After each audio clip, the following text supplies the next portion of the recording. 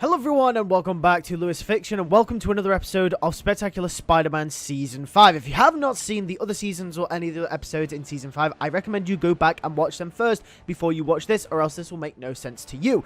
But with that out of the way, let's get straight into it. Episode 7, Getting Older. We begin this episode as MJ is on call to Peter as he swings through the city. He mentions how he just had his butt kicked, but he doesn't want to talk about it. His priority now is to find the clone and to find Miles Warren. Peter arrives to the building in which he saw Miles Warren enter a few episodes ago. He looks through it, trying to find a secret entrance anywhere, when he comes across a massive hole in the wall, which led to an elevator shaft. All the lights were dim. Water echoed throughout the metal confines of the long vertical hallway. Peter jumps down, activating his spider light so he could see. It was only designed to place criminals in the spotlight, not to light up whole rooms, which left him feeling uneasy, as only one part of the room at a time would be visible to his eyes. He relied heavily on his spider sense. Creaking noises would create terror in the air, but Peter didn't sense anything. No Miles Warren, and no danger. But whatever happened here wasn't good, until he heard a voice. Hey. Peter turns around. It's the clone. After having time to reflect, the clone came to his senses and calmed down. This interaction is awkward. It's almost as if the real Peter is taking his life away from the clone, but the clone understands the situation. He is Peter Parker after all.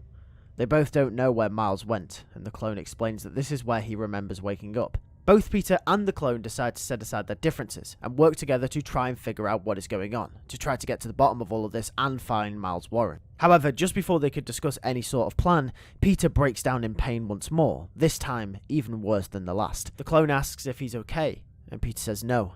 He thinks his mutation is getting worse. He doesn't know what he's turning into. The clone says that they've got to get him help, and Peter says no, that doesn't matter right now.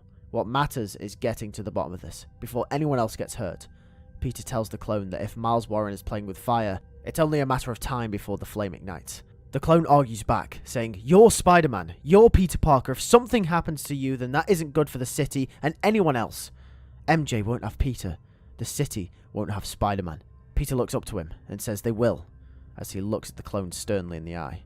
The clone, taken back by this, closes off, whilst Peter gets up from his pain, saying that they need to move. They don't have much time. We cut back to the Parker household. Aunt May comes home from working at Feast and lays on the sofa, no energy left whatsoever. She then gets up and shouts Peter's name, asking for him. However, he's nowhere to be seen. She assumes that he's out with MJ. However, she hasn't seen him in a very long time. This puts a slight shred of tension over her. She hopes he's okay. Meanwhile, she examines more letters. As she opens them, they read more rising bills.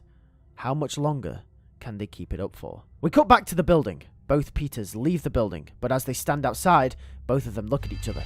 Their spider senses. A big green monster swipes them from above. Both of them get knocked off their feet. It screeches among the moonlight. Both Peters ask the question, what the hell is that thing? Not having any time to ask questions though, they both agree to engage with it. Moreover, trying to escape it. The clone, more abled than Peter, manages to fight him off by himself, injuring it. The monster escapes into the night, leaving both Peters on the street. Peter will joke, saying that he's getting slower with these growing pains. Is this what getting older feels like? The clone will frown at the joke. However, once again, before they could hatch any sort of plan or move in any sort of direction, the pain kicks in again. Peter breaks down to the floor. The clone holds him once more and tells him to hang in there. Peter screams out in pain. It's worse than ever. Peter tells the clone that if he doesn't make it, he's got to stop that thing and find Miles Warren before anyone else gets hurt. He grabs the clone by the collar and says that this is bigger than the both of them. This goes deeper than the both of them, and it has to stop now. Peter screams out in pain again. As he starts to transform, his suit rips at the seams. His arms grow, claws expand from his nails, and his face transforms into that of a giant spider head. Peter no more. Man-Spider is here. Man-Spider screams out as the clone looks it dead in the eye. Man-Spider stops for a moment before running off into the night. The clone looks on. In his own world he may not be. Living in someone else's body he might be. And after all of this is over, the chances of him fitting into life as he knew it are slim. But despite the odds, despite the situation, he knows and lives by the oath. With great power comes great responsibility. That's how he was raised. That's how in his mind he was made. This may not be his city. These may not be his people. but he will fight. He will fight for them because at the end of the day, that's what Peter Parker would do.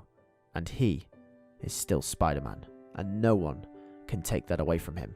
The clone swings off into the distance, hatching a plan in the process. However, after all the wear and tear, battles and rips created by the other Peter's arms, he needs a new suit. He heads back home, or Peter's home, to grab some stuff. He searches through Peter's wardrobe and finds some unwebbed red prototype mask that he wore during his wrestling days, and a blue hoodie, along with some red joggers. He places it all out on the bed. It's not much, but it'll do. Then all of a sudden, there's a knock at the door. It's Aunt May. She asks if Peter's in there. Peter doesn't know how to react. He simply says yes, as to not frighten her. She enters his room, as Peter quickly scurries and covers up the suit on the bed. She says that she hasn't seen him in a while, and she says she wants to apologize for not being there. Peter doesn't say a word, but simply embraces her into a hug. Caught off guard, May is surprised at first, before she embraces him too. A moment of silence covers the episode. Peter says he missed her, as a well of tears builds up, the clone vigorously trying to hold them back. May says she missed him too. She says she better get back downstairs though. She has some cake in the oven. She asks Peter if he wants any, and the clone says no. He'll be okay.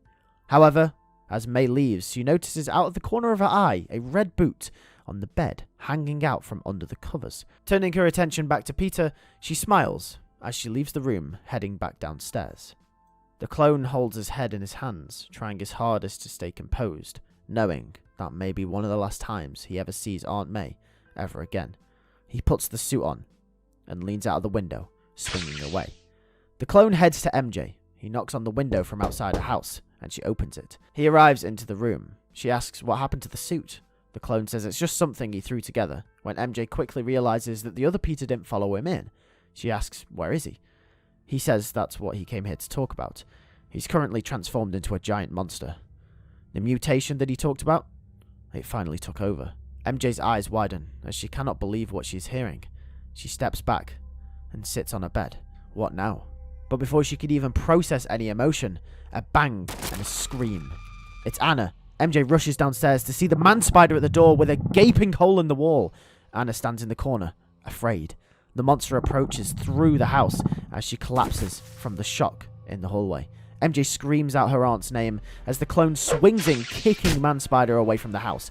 Man-Spider grabs Peter by the torso and flings him back through the house, shattering windows and pillars. MJ begs Anna to wake up. MJ calls on the clone. The clone rushes to her aid and picks up Anna. MJ begs the clone to get her to the hospital. The clone tells her that he can't leave her here alone with that thing. MJ frowns and shouts at the clone, saying, "That isn't a thing. It's Peter." She'll figure this out and tells him to go. The clone swings off into the distance as MJ stands face to face with Peter Parker, aka the Man-Spider. Will Anna Watson survive? And will MJ talk the monster into its senses? Thank you for watching episode 7 of Spectacular Spider-Man Season 5. If you did enjoy this episode, make sure to leave a like on the video, make sure to subscribe if you are new, and make sure to not miss this Sunday's episode, which will be episode 8 of Season 5. We are getting very, very close to the finale. It's all building up, it's all coming together, and you ain't gonna want to miss the finale of the season and the final season of Spectacular Spider-Man. Thanks for watching. I'll catch you guys all tomorrow for another episode of my Marvel Spider-Man 3 pre-write, and I'll see you guys next time. Take care, and peace.